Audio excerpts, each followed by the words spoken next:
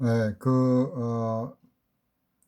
핸드폰 배터리가 약해가지고 동영상 촬영이 중간에 끊겼습니다. 그래서 다시 이어서 강의를 하겠습니다.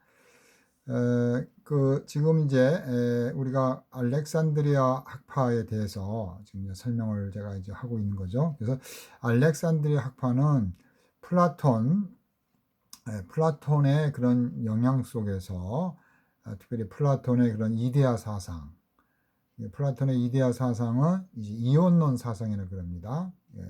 하늘과 땅, 이데아 세계와 현실 세계. 그래서 그 두 개의 원리가 된다. 그래서 이원론이라고 부르는데 이제 플라톤 다음 시간에 하겠습니다.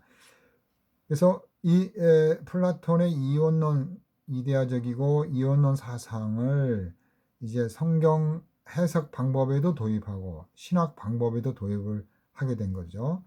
그게 바로 필로를 통해서 들어왔어요. 그래서 이런 클레멘트라든지 오리겐이라든지 이런 학자들이 이제 대표적으로 그런 방법을 쓴 거죠. 자, 이제 터툴리안이라는 사람도 있는데 이제 초대교 교부들이죠. 터툴리안도 이제 그런 스토아 철학에 대해서 이제 어느 정도 철학을 사용했고, 어거스틴 같은 경우도 플라톤, 특별히 신플라톤 철학을 좀 썼죠. 그래서 이제 플라톤과 신플라톤의 차이가 조금은 있는데, 신플라톤주의에 있어서는 조금 이렇게 하나가 되는 개념이 좀 강한 것이 신플라톤 철학입니다.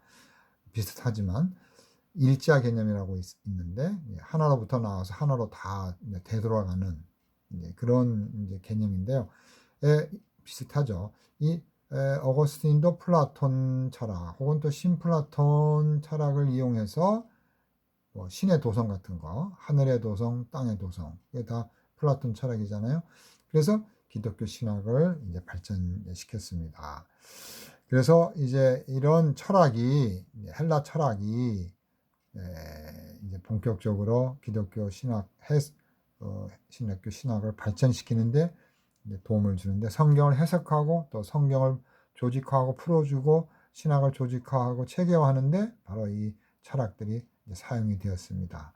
자, 그러면 이제 알렉산드리아 학파를 제가 이렇게 했으니까 이제는 알렉산드리아 학파와 이제 이 여기가 알렉산드리아라고 했죠. 이제 같이 이렇게 쌍벽을 이루면서 기독교 신학의 발전을 이루는 것이 제가 안디옥 학파라 그랬죠. 안디옥 학파. 그래서 이 알렉산드리아 학파는 플라톤주의를 이제 주로 강조했고, 이제 이 안디옥 학파의 경우 여기 보면 이제 안디옥 학파가 있는데 안디옥 학파는 이제 결국은 이제 아까도 말씀드렸지만 이런 삼위일체라든지 그리스도의 선제성, 영원 전부터 계신 그리스도, 그게 이제 플라톤의 이데아론에서부터 설명이 이제 쉽게 오는 거죠. 이 안디오 학파는 이제 제가 이 문서를 만들었는데 안디오 학파라고 했더니 어떤 카톨릭 쪽에 있는 신부 같기도 하고 그쪽에 있는 사람이 자꾸 안디오키피아 이렇게 헬라어에 따라서 이렇게 용어를 이렇게 바꿨습니다. 이렇게 뭐 용어를 제가 이렇게 다시 이동할 수가 있어요. 다시 이동해가지고 이동하기. 그래서 요거를 이렇게 학파. 그래서 이유는 인터넷 문서에서 안디옥이 다수로 사용된 이렇게 해서 문서를 이제 이동할 수가 있습니다. 그래서 자주 왔다 갔다 이거냐 자주 왔다 갔다 하다 보면 이제 논쟁이 이제 벌리기도 하고 그러는데, 자, 이렇게 제가 문서를 이제 이름을 이렇게 바꿀 수도 있죠. 아까 안티코파라 했는데 요거를 이제 제가 안디오 학파로 영어식으로 요거를 이제 안디오 학파다 이렇게 변경을 식으로 바꿨다. 그래서 여기 편집 역사를 보면 여기에서 이제 누가 요 사람 이 칼빈한 사람이 이렇게 문서 이름도 바꾸고 또 본문에 있는 안티카파스를 안디옥으로 바꿨다. 근데 요 사람이 자주 이렇게 제 문서랑 요 카톨릭이니까 뭐 이런 칭의 같은 그런 개념을 칭의라고 그러지 않고 이제 카톨릭적인 이제 그런 이제 의화 뭐 이런 용어를 쓰고 저랑 그 편집 논쟁을 많이 했는데 그래서 이제 그 관리단 이제 우리나라에서 최고로 높은 이 관리 그 행정관들이 이 사람을 차단시켜 가지고 한동안은 이게 활동을 못하게 막은 적도 있습니다. 요 분이 이제 주로 많이 그렇게 카톨릭적으로 문서를 만드는데 역할을 많이 해요. 교황이라든지 이런 것들을 하는 분인데 교황 문서. 자, 다시 이제 안디옥으로 와서 안디옥 학파는 특별히 이제 성경 해석에 많은 장점을 갖고 있어요. 그래서 이 사람들은 역사적 문법적 해석을 쓰는 거예요. 역사적 문법적 해석. 또 뭐 역사적 문법적 해석이 뭐냐 이렇게 보면 이따 찾아보겠지만 아리스토텔레스적인 방법인데 이제 알렉산드리아 학파하고 조금 이제 강조점이 다른 거죠. 이 알렉산드리아 학파는 이데아 하늘을 가리킨다면 플라톤처럼 이 아리스토텔레스의 철학을 쓴 땅을 가리키고 현실을 강조한 이 안디옥 학파는 역사적인 히스토리를 강조하는 거죠. 히스토리를. 그래서 알렉산드리아 학파는 본질을 강조했다면 안디옥 학파는 현실을 강조하는 역사성을 강조하는 그래서 예수님의 역사적인 그래서 역사적 예수 그래서 예수님의 그런 인성을 강조하게 되는 이렇게 해서 이제 좀 더 예수님의 어떤 인격 안에 있는 신성과 인성에 대한 그런 이제 그 관점 속에서 예수님의 인성에 대한 그런 역사성에 대한 것들을 더 많이 연구할 수 있는 연구했던 학파가 이제 이 안디옥 학파입니다. 그래서 아리스토텔레스의 철학을 써서 특별히 형상과 진료의 개념 또 사원인 원인을 가지고 원인과 결과 이런 관점 속에서 아리스토텔레스의 철학을 가지고 이제 그런 분석적인 역사적이고 또 문법적인 이런 것들을 강조하면서 신학을 또 발전시키게 하는 특히 성경 해석에서는 굉장히 좋은 장점을 갖고 있죠.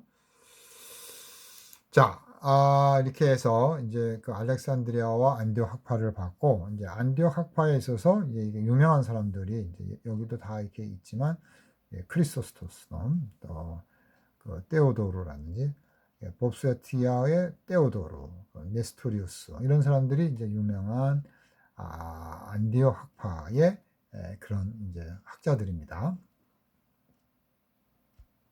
자, 이제 다시 기독교 우리가 지금 흐름을 보고 있는데 니케아 회의 또 칼세돈 회의를 통해서 이제 기독론이 이제 정리가 되는 거죠. 니케아 회의에서는 여러분들 교회에서 배우셨겠지만 바로 아버지 하나님 성부와 아들 예수님 성자의 동일 본질. 그래서 바로 그 하나님의 그 하나님, 빛 가운데 그 빛, 진리 가운데 진리. 이런 용어를 써서 성부와 성자는 한 분 하나님이시다라는 것을 강조한 것이 니케아 회의죠. 니케아 회의. 칼세돈 회의에서는 예수님의 그런 그 신성과 인성의 그 관계, 예수님은 하나님이시고 인간이신데 그런 신성과 인성의 그 관계를 규명해 주는데 이 칼세돈 회의에 있는 거예요. 그래서 신성과 인성은 혼합되지도 않고 또 구별되지도 않고 신성과 인성은 섞이지도 않고 분리되지도 않고 그런 그 신성과 인성의 관계에 대한 것들을 이 칼세돈 회의에서 설명합니다. 그래서 니케아 회의 아버지와 아들의 동일 본질, 칼세돈 회의는 예수님의 신성과 인성의 그런 잘못된 견해들, 그래서 유티키우스라든지 네스토리우스라든지 그다음에 아폴리니오스 이런 사람들에 대한 것들을 이제 이렇게 잘못된 이단으로 이제 이렇게 정리를 해서 기독론을 이제 발전시킨 거죠. 이렇게 이제 기독론이 이제 상당히 문제가 됐죠. 왜냐하면 예수님을 인간으로 보고 싶은 그런 사람도 많이 있는데 예수님은 인간이지만 하나님이라는 걸 또 우리가 강조해야 되니까 이제 신학적인 논쟁이 이제 벌어지게 되는 겁니다. 자, 중세기에 이제 신학이 이제 또 이제 재미있게 이제 흘러가는데 중세기에서는 우리가 아는 대로 이제 그 동방과 서방 기독교가 이제 분리하게 되는 거죠.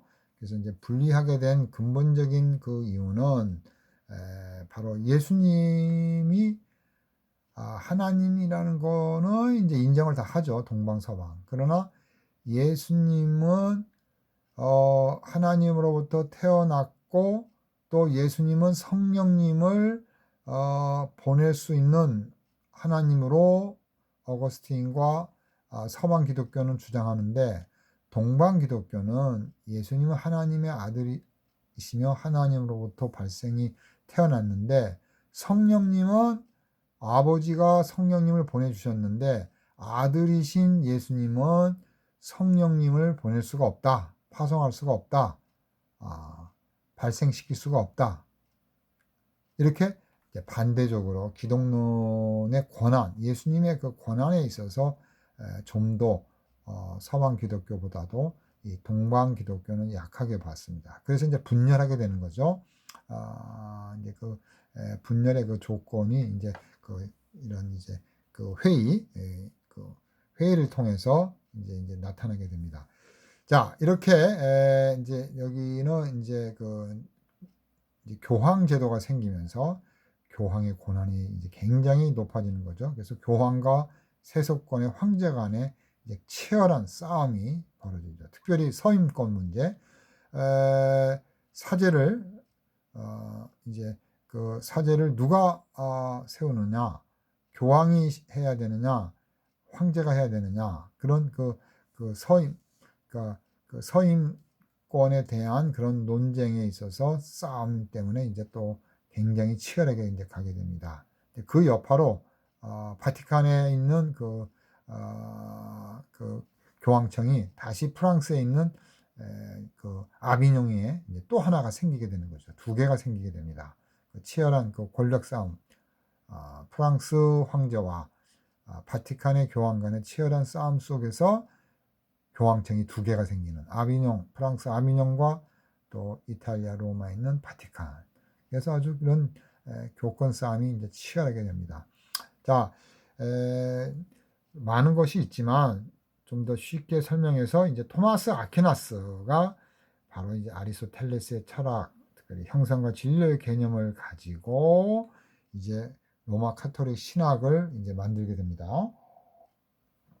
그래서 특별히 이제 그런 화채설도 하고 또 이런 은혜의 주입 사상, 그라티아 인퓨자라는 이런 굉장히 중요한 로마 카톨릭의 신학, 은혜를 주입한다는 거죠. 은혜를 주입하면 그 결과가 나온다는 거예요. 결과가 은혜로 나온다는 거죠. 그러니까 하나님의 영역 속에 인간의 자연을 집어넣어서 그게 완성이 된다고 보는 거죠. 이제 화채설, 이제 그 떡과 포도주가 예수님의 몸이 된다는 거. 그래서 요건 이제 다음 이제 또 앞으로 이런 설명할 기회가 있으니까 그때 하기로 하고요.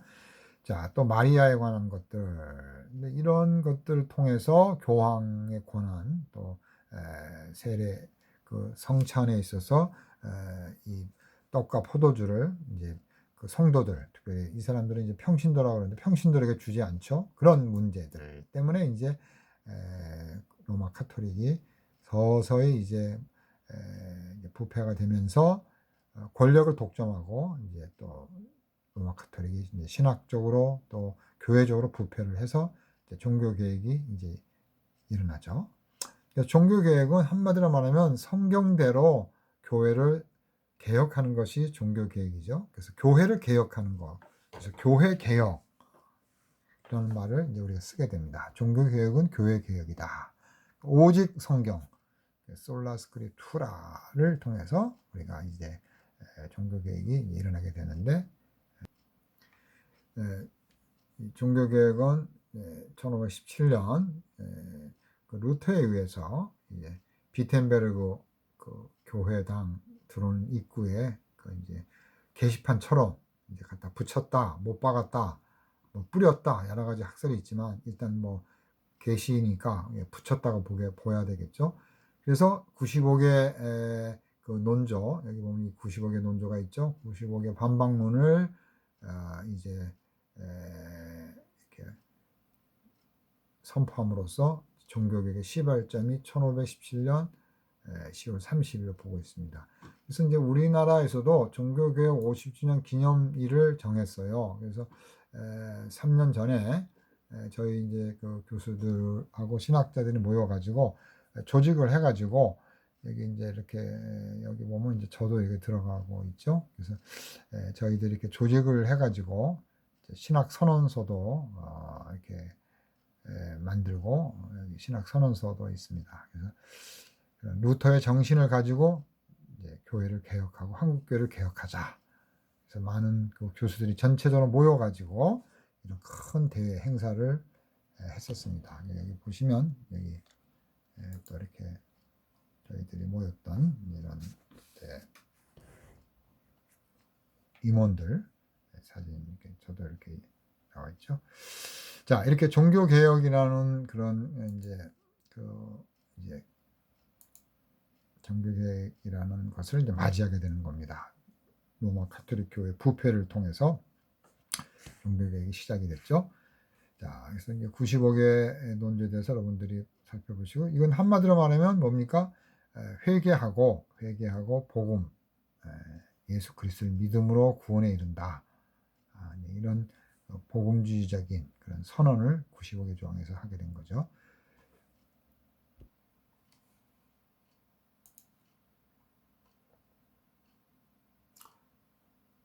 그죠?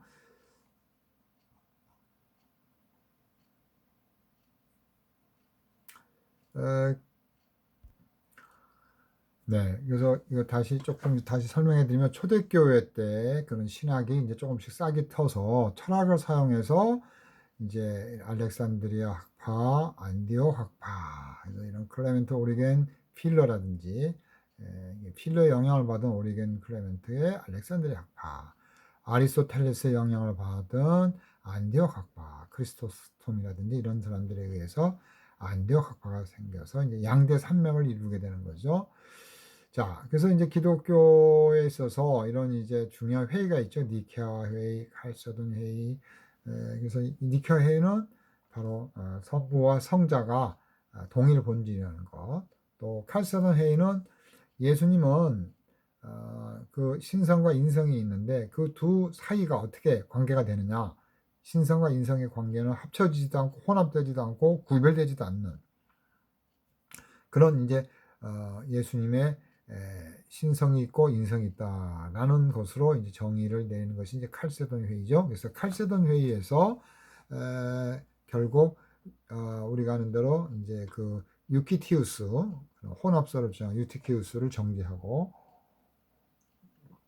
또 아폴리네리우스 극단적으로 신성과 인성을 구별하는 아폴리네리우스라든지 또 네스토리우스 같은 극단적으로 이렇게 구분 네스토리우스 뭐 또 이런 사람들을 이제 정죄하게 되는 거죠. 자, 그래서 이제 기독론이 이제 결국 예수님에 대한 그런 기독론이 이제 발전을 하게 되죠. 그 다음에 이제 뭐가 되냐면 이제 그 중세 때 결국 이제 교황을 중심으로 로마 카톨릭 신학이 이제 만들어지게 되는데 한마디로 말하면 토마스 아퀴나스 신학이고 아리스토텔레스의 신학의 복권이다. 그래서 아리스토텔레스의 그런 그 사원인론 또 이데아를 형상으로 봤고 현실 세계를 진로로 본 형상과 진로의 개념을 가지고 이제 이게 이런 진료로부터 모양이 나온다는 거죠. 근데 이게 하나가 돼 있다는 거죠. 플라톤은 이데아 여기에 현실이 이렇게 분리되어 있는데 아리스토텔레스는 이제 요 개념 속에, 요 하나 객체 속에, 모든 사물 속에 이렇게 같이 있다는 거죠. 형상 속에서 진료를 움직여서 형상으로 이렇게 오게 하는, 함께 이렇게 연결되어 있는 것으로 보는 것이 바로 아리스토텔레스의 철학입니다. 자, 그래서 우리가 아는 대로 토마스 아퀴나스가 아리스토텔레스의 그런 신학을 상당히 이제 발전을 많이 시켜가지고 중세를 이제 이끌고 오다가 부패해서 성경을 떠났기 때문에 결국은 이제 로마 카톨릭이 루터에 의해서 이제 새롭게 도전을 받게 되죠. 그래서 루터가 교회를 개혁하는, 종교 개혁을 일으키는, 이제 그래서 종교 개혁 한번 보시면 여기 한번 종교 개혁 종교 개혁과 또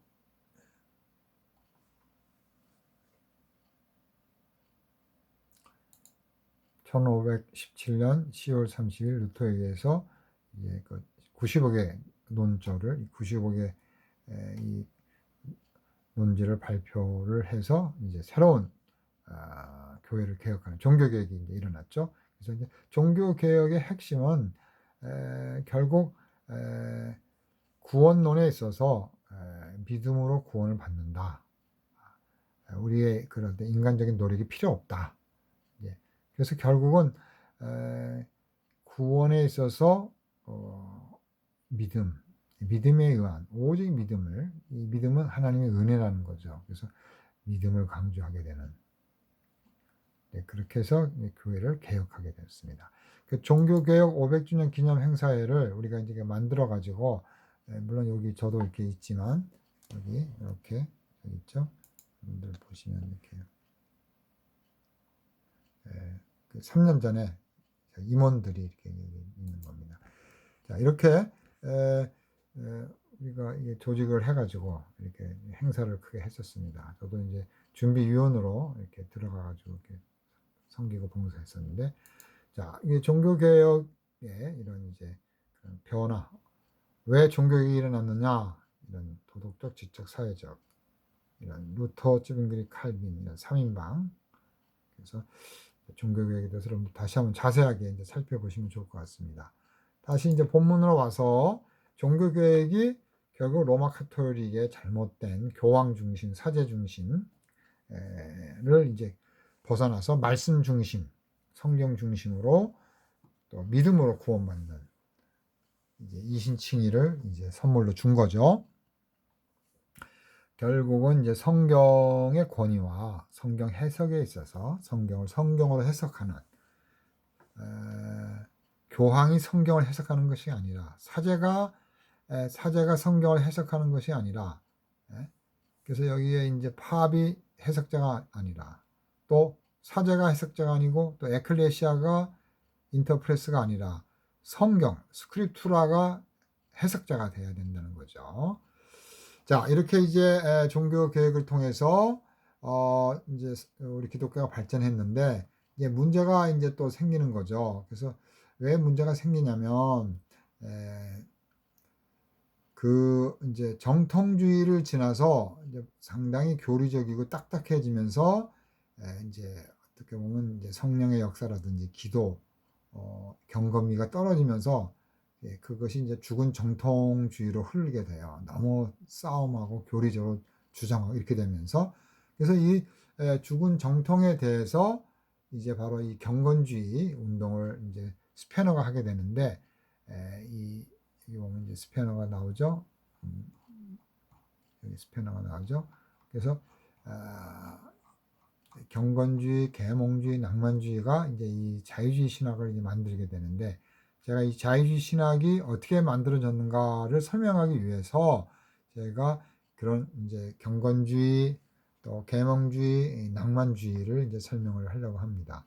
자, 제가 말씀드리고 싶은 것은 이 로마 카톨릭에 대한 반발로 종교 개혁이 일어났고, 종교 개혁이 이제 정통주의였는데 이제 자꾸 이제 교리적인 싸움을 하고 이렇게 되면서 죽은 정통주의가 되고, 이 죽은 정통주의에 대한 반발로 경건주의가 나오게 되죠. 근데 경건주의는 지나치게 신비주의적이고 기도만 하고 학문성이 떨어지는 거예요. 그러니까 이성의 역할을 많이 못하는 거죠. 신앙의 역할만 많이 하고.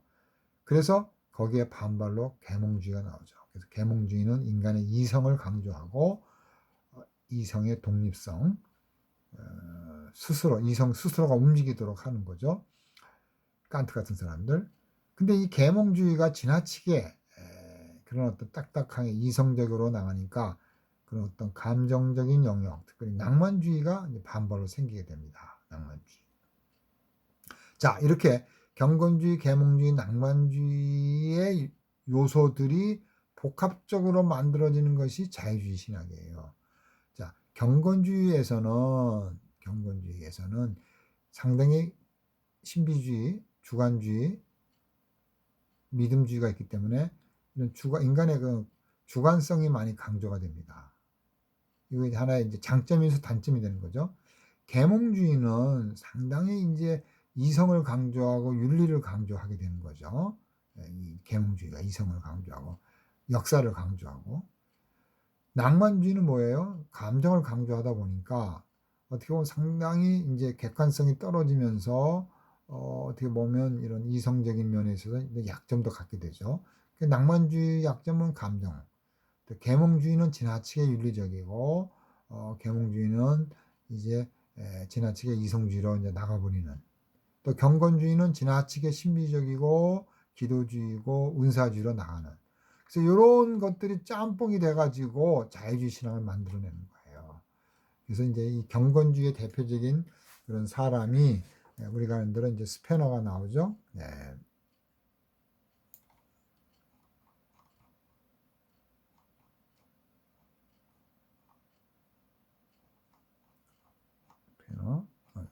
스페너가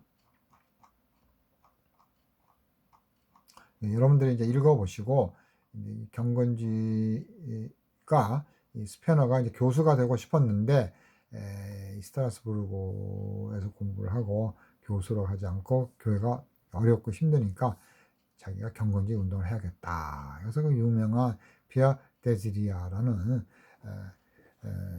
피아 데시데리아라는 그 경건한 욕망을 향하여라는 책을 써서 이제 경건주의 운동을 시작하게 되는 거죠. 그래서 그 경건주의 특징은 뭐예요? 교리보다는 개인의 내적인 변화를 강조한다. 둘째로는 거룩한 삶을 강조한다. 다 이게 중요하고 다 틀린 말이 아니죠. 또 뭐 셋째로는 개인 성경 공부를 한다.